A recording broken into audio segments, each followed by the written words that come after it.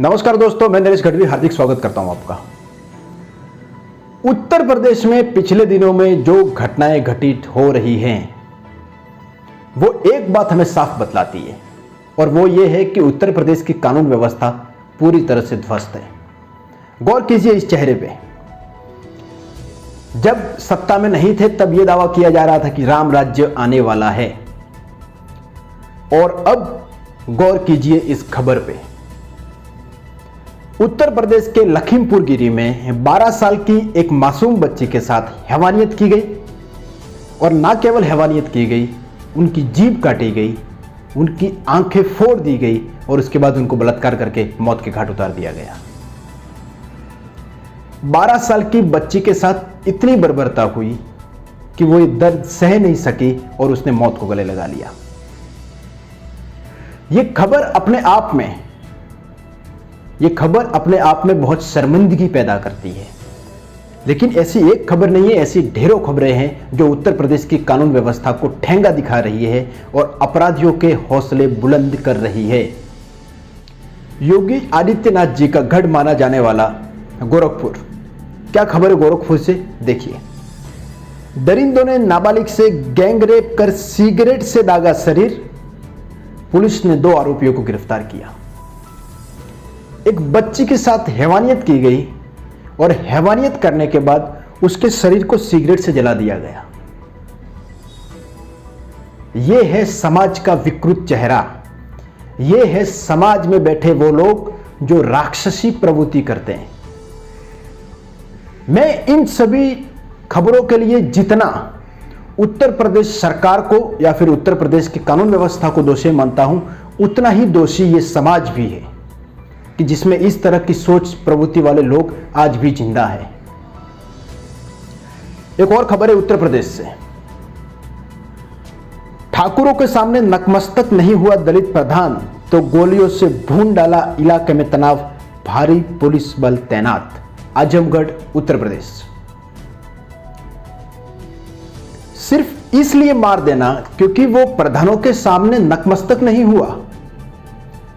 यह रीति रिवाज तो मध्यकाल में चलता था।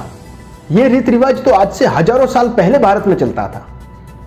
यह नए भारत में कहां से आ गया कि एक प्रधान अगर गांव के ठाकुरों के सामने नतमस्तक नहीं होता है तो उसको जान से मार दिया गया। और फिर इसी बात को छिपाने के लिए ये देश की मीडिया क्या करती है, इन सभी खबरों को छिपा के हमें कुछ और दिखाया जाता है। और मैं लगातार आलोचना करता रहा हूं भारतीय मीडिया की इसी बात से कि वो खबरें नहीं दिखाते हैं जो भारत देश के लिए जरूरी है। सरकार पे दबाव बनना चाहिए इस पूरी घटनाक्रम को लेके कि कानून व्यवस्था क्यों उत्तर प्रदेश में इतनी नीचे जा चुकी है। अब गौर कीजिए इस खबर पे। उत्तर प्रदेश के प्रतापगढ़ में मामूली जमीन विवाद में एक पिता और पुत्र की कुल्हाड़ी से हत्या कर दी गई। ये किस समाज का हिस्सा है हम? ये किस समाज में हम जी रहे हैं कि भरी पंचायत में पिता और पुत्र को कुल्हाड़ी के धारदार हथियारों से उनको मौत के घाट उतार दिया गया और पुलिस को भनक बाद में लगी। खैर, पुलिस का यह भी पक्ष है कि हमें बताया नहीं गया था कि पंचायत होने वाली है, लेकिन इन सब घटनाओं के लिए जितनी जिम्मेदार वहां की सरकार, वहां का सिस्टम है, उतने ही जिम्मेदार वो लोग भी है जो इस तरह की घटना को बढ़ावा देते हैं। और आखिर में भारतीय जनता पार्टी का असली चेहरा,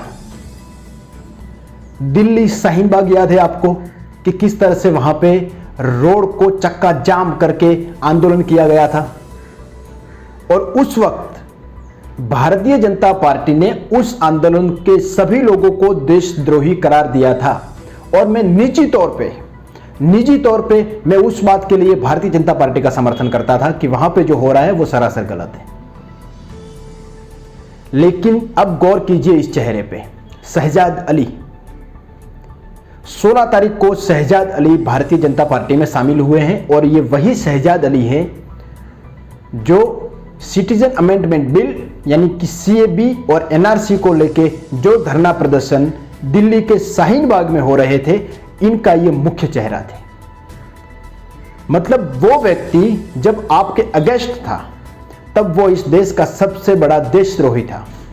आज जब वो आप में शामिल हो गया है, आज जब वो आपकी पार्टी की उंगली पकड़ के सत्ता पे काबिज होना चाहता है, तब वो इस देश का सबसे बड़ा देशभक्त हो गया है।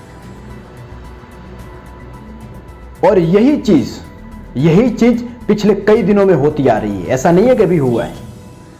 आपको ऐसे ढेरों चेहरे मिल जाएंगे जो पहले बीजेपी का विरोध करते हैं, बीजेपी पूरी तरह से आक्रामक रुख अपनाती है, उसके बाद वो भारतीय जनता पार्टी में शामिल हो जाते हैं। जो व्यक्ति पहले देशद्रोही था वो अब कैसे देशभक्त हो गया। और अब गौर कीजिए द टाइम्स ऑफ इंडिया की इस खबर पर। Shaheen Bagh anti CAA protest activist Shahzad Ali joins BJP. Shaheen Bagh social activist Shahzad Ali, who had the protest against the Citizen Amendment Act, joined the Bharatiya Janata Party on August 16 in presence of the Delhi BJP President Adesh Gupta and leader Shyam Jahu। Delhi के दो बड़े चेहरों की उपस्थिति में शहजाद अली ने Bharatiya Janata party की सदस्यता ली। और जब शहजाद अली को पूछा गया तो उन्होंने ये कहा कि जो भ्रम फैलाया जा रहा है उस भ्रम को दूर करने के लिए मैं भारतीय जनता पार्टी में शामिल हो रहा हूं। लेकिन ऐसा नहीं है कि शहजाद अली ही एकमात्र ऐसे व्यक्ति हैं जो पहले भारतीय जनता पार्टी के खिलाफ बोल रहे थे और भारतीय जनता पार्टी में आ गए। जी नहीं, ऐसे तो बहुत चेहरे हैं। नरेश अग्रवाल उत्तर प्रदेश का बहुत बड़ा चेहरा, भारतीय जनता पार्टी में 2 साल पहले ही शामिल हुए। सुखराम चौधरी हिमाचल प्रदेश की राजनीति में बड़ा चेहरा, और वे यही सुखराम चौधरी है जिनके घर में बेड के नीचे से करोड़ों रुपए निकले थे। 100 करोड़ से भी ज्यादा कैश मिला था इनके घर से। लेकिन वो बात अभी कोई याद नहीं करेगा क्योंकि सुखराम चौधरी इस वक्त भारतीय जनता पार्टी का हिस्सा है। नरेश अग्रवाल की उन बयानों को कोई याद नहीं करेगा जो बयान उन्होंने राज्यसभा में दिया था, जिसमें उन्होंने राम भगवान की, सीता मैया की और हनुमान जी की मजाक उड़ाने वाला बयान दिया था। और इसी बयान के चक्कर में उनके घर पे कालिक फूटी गई थी। लेकिन आज नरेश अग्रवाल इस देश के सबसे बड़े देशभक्त हैं क्योंकि वो भारतीय जनता पार्टी में शामिल हो चुके हैं। ये बात हमें सोचने पे मजबूर करती है कि हम किसका समर्थन कर रहे हैं। आप उसका समर्थन कर रहे हो, वो खुद कब अपने विरोधियों को अपने पाले में कर लेंगे आपको पता तक नहीं चलेगा। तो ऐसे तो ढेरों मिसालें मिल जाएगी आपको भारत की राजनीति में। और दल बदल जिस तरह से चुनाव आते ही कोई व्यक्ति दूसरी पार्टी में जाना आजकल का ट्रेंड बन चुका है। लोग बिक जाते हैं, वरना कैसे हो सकता है कि चुनाव आए और आपके अंदर की विचारधारा बदल जाए। राज्यसभा चुनाव आया तो गुजरात में कांग्रेस के 8 विधायकों की विचारधारा बदल गई और वो अचानक से बीजेपी में चले गए। अब वहां पे वापस उपचुनाव होने वाले हैं, तो जो उपचुनाव होगा उसका खर्चा कौन देगा। आपने तो अपनी सदस्यता छोड़ दी क्योंकि भारतीय जनता पार्टी को आपको जिताना था। इस बारे में तो हमें सोचना पड़ेगा कि आप जिसको वोट दे रहे हो क्या वो व्यक्ति 5 साल तक उसी पार्टी में रहेगा, क्या वो व्यक्ति 5 साल तक उसी विचारधारा के तहत काम करेगा जिस विचारधारा का समर्थन करके आपने उनको वोट दिया है।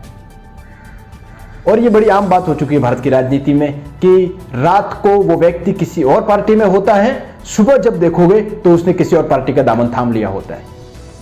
और ये आमतौर पर सभी पार्टियों में होता है, चाहे कांग्रेस हो, भारतीय जनता पार्टी हो, समाजवादी पार्टी हो, बहुजन समाजवादी पार्टी हो, तृणमूल कांग्रेस हो, राष्ट्रवादी कांग्रेस हो, सभी पार्टियों में ये सब चलता रहता है।